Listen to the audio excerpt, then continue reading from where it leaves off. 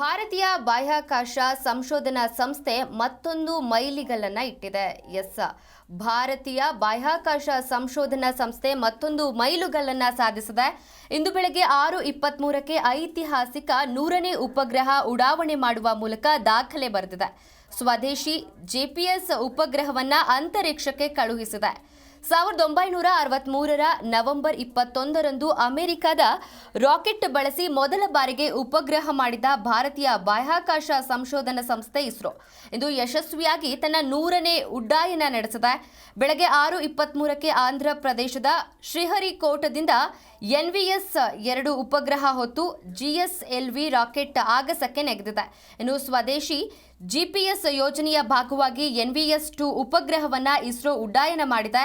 ಇಸ್ರೋ ಅಧ್ಯಕ್ಷರಾಗಿ ಇತ್ತೀಚೆಗಷ್ಟೇ ಅಧಿಕಾರ ಸ್ವೀಕರಿಸಿದ ಬಳಿಕ ವಿ ನಾರಾಯಣ್ ಪಾಲಿಗೆ ಇದು ಮೊದಲ ಮಹತ್ವದ ಯೋಜನೆಯಾಗಿದೆ. ನೋಡಿ, ಭಾರತೀಯ ಬಾಹ್ಯಾಕಾಶ ಸಂಶೋಧನಾ ಸಂಸ್ಥೆ ಮತ್ತೊಂದು ಮೈಲಿಗಲ್ಲನ್ನ ಸಾಧಿಸಿರುವಂಥದ್ದು.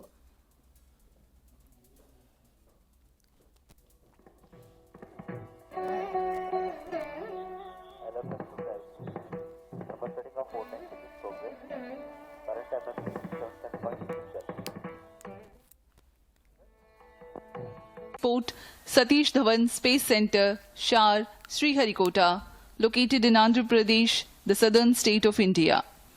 I am Madhuri giving the commentary in English, and with me in the commentary box is my co-commentator Shri Vikas Varnkar, who will be giving the commentary in Hindi.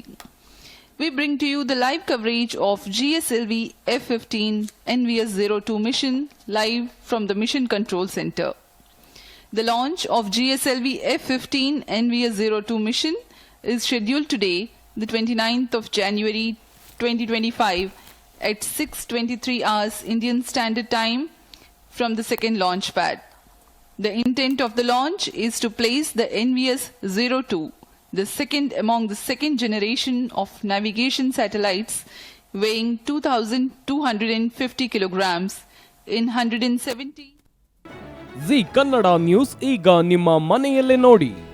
ಎಲ್ಲ ಕೇಬಲ್ಗಳಲ್ಲಿ ಈಗ ಲಭ್ಯ.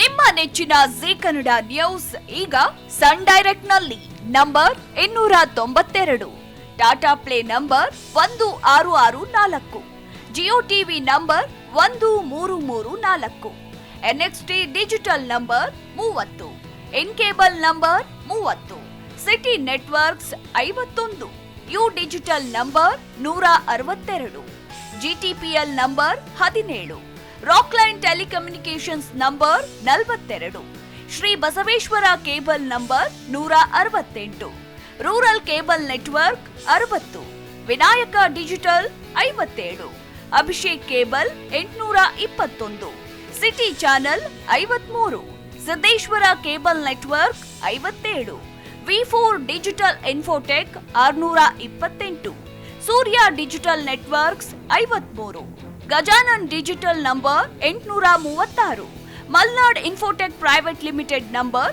56, Metrocast number 830, victory digital number 167ರಲ್ಲಿ ನೋಡಿ ಆನಂದಿಸಿ.